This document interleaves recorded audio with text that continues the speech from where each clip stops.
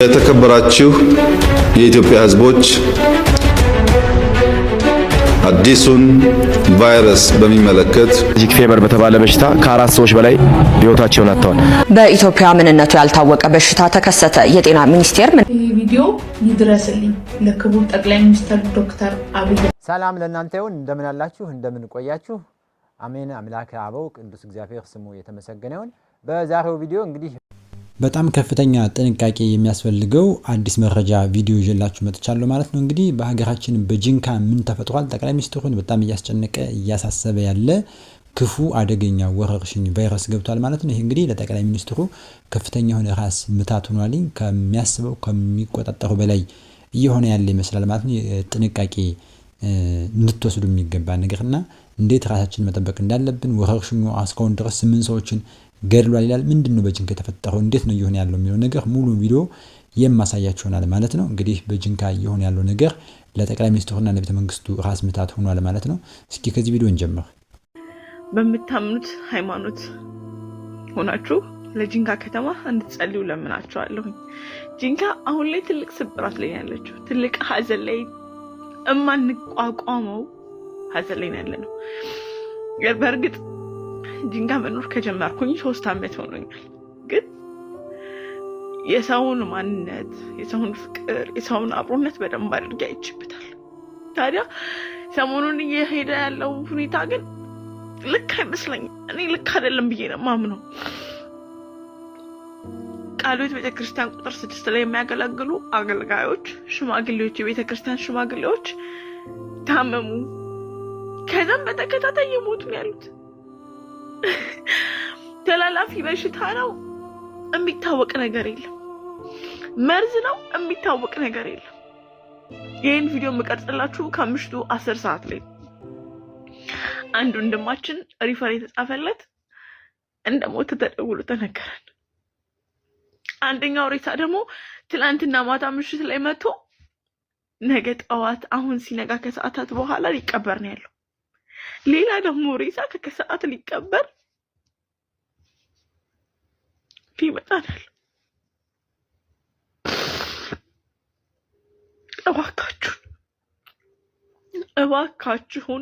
እባካችሁን ለጂንካ ጸልዩ። ጂንካ በዚህ ሰዓት ፍትህ ከእግዚአብሔርም ከህግም ትፈልጋለች።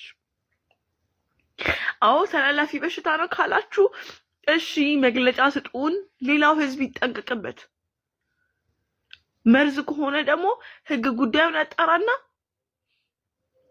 ተገቢውን እርምጃ ይወስድ።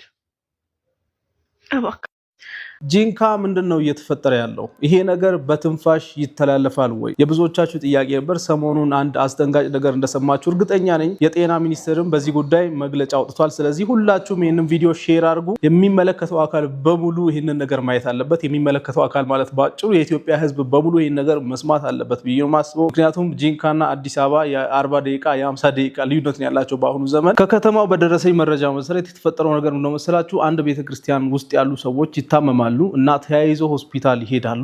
አብዛኞቹ ሰዎች ህይወታቸው ያልፋል ማለት ነው። ሲያሳዩ የነበሩት ምልክት በዋነኝነት ትኩሳትና ነስር ነበር። በአፍንጫቸው ደም እየወጣ ነበር። ከነሱ ውጪ ደግሞ አንድ ዶክተርና አንድ ነርስም ህይወታቸው ያልፋል። እነዚህ ሁለቱ የጤና ባለሙያዎች ከነሱ ጋር በስራ ምክንያት እንግዲህ ቀጥታ ንክኪ ነበራቸው።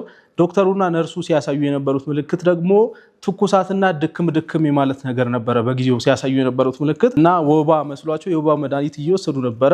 ግን እነሱ ሁለቱም ህይወታቸው ሊያልፍ ችሏል። በንክኪው ምክንያት ነው ወይስ በሌላ ምክንያት ነው እነዚህ ሁለቱ የጤና ባለሙያዎች ያለፉት የሚለውም በመረጋገጥ ላይ ይገኛል። በአጭሩ የጤና ሚኒስቴር ደግሞ በዚህ ጉዳይ መግለጫ አውጥቷል። መግለጫውም ላይ ሄሞራጂክ ፊቨር የሚል ነገር ተጠቅሷል። ሄሞራጂክ ፊቨር ማለት በአጭሩ ምን ማለት ነው መሰላችሁ? ሄሞሬጅ ማለት እንግዲህ ደም መፍሰስ ማለት ነውና ፊቨር ደግሞ ትኩሳት ነው። ስለዚህ ትኩሳትና ደም መፍሰስ በሚለው ያዙ እና ቫይራል ሄሞራጂክ ፊቨር ማለት ደግሞ በቫይረስ የሚከሰት ማለት ነው። ሄሞራጂክ ፊቨር ማለት ራሱን የቻለ አንድ በሽታ ሳይሆን የተለያዩ በሽታዎች ጥርቅም ነው እና ከነዛ ውስጥ አንደኛው እንግዲህ እንደምታውቁት ኢቦላ ነው። አሁን ላይ ኢቦላ ተከሰተ ኢትዮጵያ ውስጥ ተብሎ የተወራ ነው የሚገኘው። ነገር ግን ኢቦላ መሆኑን ራሱ በትክክል ማረጋገጥ አልተቻለም። አሁን በሂደት ላይ ነው እሱ ነገር ማለት ነው። ለማንኛውም ምልክቶቹ እንግዲህ እንደተጠቀሱት ትኩሳት፣ ማስቀመጥና ደም መፍሰስ ሊሆን ይችላል። ደም መፍሰስ የሚታይ ደም መፍሰስ ሊሆን ይችላል ወይም ደግሞ ውስጣችን የማይታዩ መፍሰሶችም ውስጣችን ውስጥ ሊከሰቱ ይችላሉ። መተላለፊያ መንገዶች በዋነኝነት በዚህ በሽታ ከተጠቁ ሰዎች ከሚወጣ ፈሳሽ ጋር ንክኪ ሲኖራችሁ ነው። በዋነኝነት ደማቸውን ላባቸውን እና ከነዛ ሰዎች የሚወጡ ፈሳሾችን ስትነኩ ንክኪ ሲኖራችሁ ነው በዋነኝነት የሚተላለፈው ማለት ነው፣ ላብን ጨምሮ። ስለዚህ በጣም መጠንቀቅ ያስፈልጋል። ነገር ግን በትንፋሽ ይተላለፋል የሚለው ነገር ሐሰት ነው። እነዚህ ቫይረሶች በዋነኝነት የሚተላለፉት በንክኪ ነው እንጂ በትንፋሽ አይደለም። ከነዚህ በሽታዎች ውስጥ አንዱ ብቻ በትንፋሽ ይተላለፋል የሚል ነገር አለ። እሱም ሌስ ላይክሊ ነው፣ በጣም ዝቅተኛ ነው እንደዛ የሚፈጠር ቻንሱ። ለማንኛውም በንክኪ ነው የሚተላለፈው ብላችሁ ያዙ። በጣም ጥንቃቄ ማድረግ አለባችሁ። እንደዚህ አይነት ምልክቶች ያሏቸው ሰዎች ካሉ ቶሎ ብላችሁ ወደ ጤና ተቋም መውሰድ ይኖርባችኋል። እናም እናንተም ደግሞ ጥንቃቄ ማድረግና የሚወጡ መረጃዎችን መከታተል ይኖርባችኋል ማለት ነው።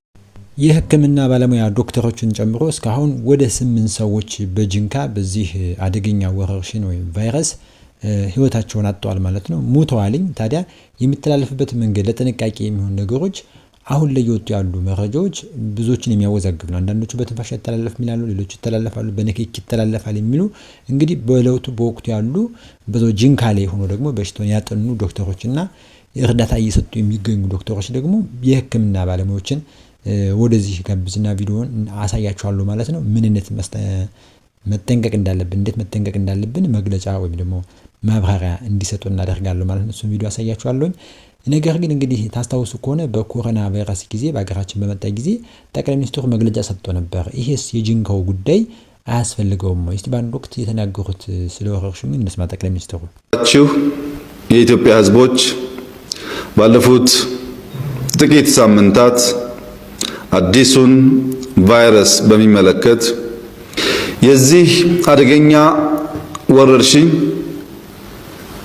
ከበረታን ከተደማመጥን በጋራ ከሰራን ከዚህ ቀደም የሰው ልጅ ተቋቁሞ እንዳሸነፋቸው በርካታ ፈተናዎች፣ ተላላፊ በሽታዎች ሁሉ ለማሸነፍ ዛሬ ከትናንት ይልቅ የተሻለ እድልና ተስፋ አለ። ቴክኖሎጂው፣ የሕክምና ሳይንስ ጥበቡ፣ ዓለም ባጠረ ጊዜ የመተጋገዝ አቅሙ ከዚህ ቀደም ከነበሩት ወረርሽኞችና ፈታኝ ወቅቶች ዓለም በተሻለ ደረጃ ለመከላከል አቅም እንዳላት የሚያሳይ ነው። አሁን ከአፍሪካ መሪዎችና ከደብሊውኤችኦ ባደረግነው ውይይት በሚቀጥሉት ሳምንታት በአፍሪካ ውስጥ ይህ ወረርሽኝ አሁን በጀመረው ትሬንድ ራሱን እያባዛ ከሄደና ወደ ማጥቃት ከተሸጋገረ የመከላከል አቅማችን በእጅጉ ሊፈተን እንደሚችልና አደጋውም ከፍተኛ ሊሆን እንደሚችል የመስጋትና ጥንቃቄ እንድናደርግም ምክር ለግሰዋል። ከዚህ አንጻር ሁሉም የኢትዮጵያ ሕዝብ ቢያንስ በንክኪ የሚያጋጥመውን በጽዳት የሚያጋጥመውን አደገኛ የመጠቃት መንገድ ተከላክሎ ራሱን ማዳን ቢችል መንግስት ወረርሽኙ በጥቃት ካጋጠመ መከላከል የሚቻልበትን ሰፊ ሰዎች ማቀፍ የሚቻልበትን ቦታ ለማዘጋጀት ከመላው ህዝቡ ጋር በመሆን ሰፊ ርብርብ እያደረገ በመሆኑ አደጋውን መቀነስ ይቻል የሚል ግምት ወስደን ነበር። ይሁንና የባህሪ ለውጥ እምብዛም መታየት ባለመቻሉ ስጋታችን ከፍተኛ ሆኗል። በተለይ ህፃናት፣ ታዳጊዎች ትምህርት ቤት እንዳትሄዱ በቤት እንድትቆዩ የተፈለገበት ዋናው ምክንያት ወረርሽኙ በቀላሉ ራሳችሁን ሳትጠብቁ ስትነካኩ፣ ስትጫወቱ ሊተላለፍባችሁና ከናንተም አልፎ ወላጆቻችሁን ሊያጠቃ ስለሚችል መማራችሁን ብንፈልገውም ለመማር ብላችሁ ህይወታችሁ እንዳይቀጠፍ ካለን ጥንቃቄ የተነሳ በቤት እንድትቆዩ ለማድረግ ከተወሰነ ሰንበትበት ብሏል። ጂንካ ላይ በተነሳው እንግዲህ በዚህ አደገኛ አዲስ በሽታ ታላላቅ ዶክተሮች እየሞቱ ነው። ታላላቅ የሀገር ሽማግሌዎች፣ ተወዳጆች፣ ህፃናት ሁሉ እየሞቱ ይገኛሉ ማለት ነው። እንግዲህ ወደ መጨረሻ ምን ያህል ሰዎች እንደሞቱ እንዳለቀ መረጃውን የማሳያችሁናል። ነገር ግን በዚህ ዙሪያ ዶክተሮች ግልጽ የሆነ መረጃ አስተላልፈዋል ማለት ነው። ከዶክተሮች አፍ የምንሰማው ነን በምን ምክንያት እንደተነሳ እንዲሁም ደግሞ በምን ምክንያት እንደሚተላለፍ የሚተላለፍበት መንገዶች ምን እንደሆኑ ልናደርጋቸው የሚገባ ጥንቃቄ ምን እንደሆነ እጅግ በጣም አደገኛና በፍጥነት እየተዛመተ የሚገኝ በሽታ ነው። እንግዲህ ሁላችንም ለጅንካ ወንድሞቻችን ወገኖቻችን ልንጸልይ ይገባል። ለራሳችንም ልንጸልይ ይገባል። ከጅንካ ብቻ የሚቀር ላይሆን ይችላል ይሄ ነገር ወደ ሀገር ወደ ሌሎችም ከተሞች ሊዛመት ስለሚችል ማለት ነው። አብዝተን ሁላችንም እንጸልይ መጠንቀቅ ያስፈልጋል ማለት ነው። እስኪ ዶክተሮችን እንስማው። እንዴት ነው የሚተላለፈው? በምን ምክንያት ነው? ምንድነው ይሄ በሽታ እየሆነ ያለው ነገርስ ምንድነው የሚለውን እስኪ እንየው። አስቸኳይ መልእክት ይዤ ነው የመጣሁት ስለ ሄሞራጂክ ፊቨር። በመጀመሪያ የስራ ባልደረባችን የሕክምና ባለሙያ በመሞቱ በዚህ ጉዳይ ላይ በጣም ሐዘን ተሰምቶኛል። ለቤተሰብ መጽናናትን እመኛለሁ። ይህ ሄሞራጂክ ፊቨር በቫይረስ የሚከሰት ነው። በሽታው መሰረቱ በደም መፍሰስና ወይም ደግሞ የደም መርጋትን በሰውነት ውስጥ የሚያመጣ ነው። በርካታ የሰውነት አካላትን በማጥቃት እና በሰውነታችን ውስጥ የደም ስሮችን የሚጎዳ በተለያዩ የቫይረስ አይነቶች የሚመጣ ነው። እንዳልኳችሁ ቫይረሱ የተለያየ አይነት ነው። ገና ምርመራ እየተደረገ ነው። ምን አይነት ቫይረስ ነው የሚለውን ገና ምርመራ ላይ ነው ያለው። ወደፊት በደንብ ጤና ጥበቃ ይገልጽልናል። በሽታው እንዴት ይተላለፋል? እንግዲህ ከሰው ወደ ሰው በተለይ በንክኪ ከተያዘ ሰው በንክኪ የመተላለፍ ነገር አለ። ምራቅ ሊሆን ይችላል፣ ፈሳሹ ሊሆን ይችላል፣ ደሙም ሊሆን ይችላል። ከተነካ የመያዝ እድሉ ከፍተኛ ነው። በዚህ የተነሳ የሕክምና ባለሙያዎች ያው እንዳልኳችሁ አንድ ሐኪም እንግዲህ በዚህ የተነሳ ሞቷል ተብሏል። በጣም ያሳዝናል። የሕክምና ባለሙያዎችም አደጋ ውስጥ ነው የሚሆኑት ማለት ነው በዚህ ጉዳይ። ምክንያቱም በአብዛኛው ሕክምናውን ልናደርግ ስንል ብዙ የማዳን ስራ ስንሰራ የመያዝ እድላችን ከፍተኛ ነው። የቤተሰቦቻችንም አደጋ ውስጥ ልንከት እንችላለን ማለት ነው። እግዚአብሔር ያዝልን ይህንን ጉዳይ። ምልክቶቹን እስቲ እንድንገራችሁ። ከፍተኛ የሰውነት ሙቀት፣ ድካም፣ የመዛል ስሜት፣ የጡንቻ የአጥንት ህመም፣ ቁርጥማት ሁላ ሊኖረው ይችላል። አልፎ አልፎም ተቅማጥም ካመጣ የተለያየ የሆድ ህመምም ሊያመጣ ይችላል። የጉሮሮ ህመም፣ ራስ ምታት ሊያመጣ ይችላል። ይህ ቀለል ያለ ምልክት ሲሆን ከባድ ችግር ግን ከደም መፍሰስ ጋር ተያይዞ ነው። ይህ ደም መፍሰስ ከተለያዩ የሰውነት አካላችን ላይ ደም ሊያስፈስስ ይችላል። ከአፍንጫ፣ ከድድ እንዲሁም ሌሎች አካባቢዎች ላይ የመፍሰስ ችግር ሊያመጣ ይችላል። ስለዚህ መከላከያው ምን እናድርግ? እስከ ጊዜው እንግዲህ ምንድነው ማድረግ የሚቻለው? ጥንቃቄ ማድረግ ነው። ከዚህ ልክ ለኮሮና ስናደርግ የነበረውን ሳኒታይዘር መጠቀም በጣም ጥሩ ነው። እጅን ቶሎ መታጠብ። እንደዚህ አይነት ምልክት ያለባቸውን ሰዎች ደግሞ ጥንቃቄ አድርጎ ማኔጅ ማድረግ የተሻለ ነው። ቶሎ ምልክትም ሲኖር ወደ ሆስፒታል መሄድ ይመከራል። በጤና ጥበቃና እንዲሁም የህብረተሰብ ጤና አጠባበቅም የነፃ የስልክ መስመር አስቀምጠዋል። 8335 ወይም ደግሞ 952 ይህ የነፃ መስመርን ተጠቅማችሁ ቶሎ ነገሮቹ እንዲስተካከል ማድረግ ይመከራል። አመሰግናለሁ።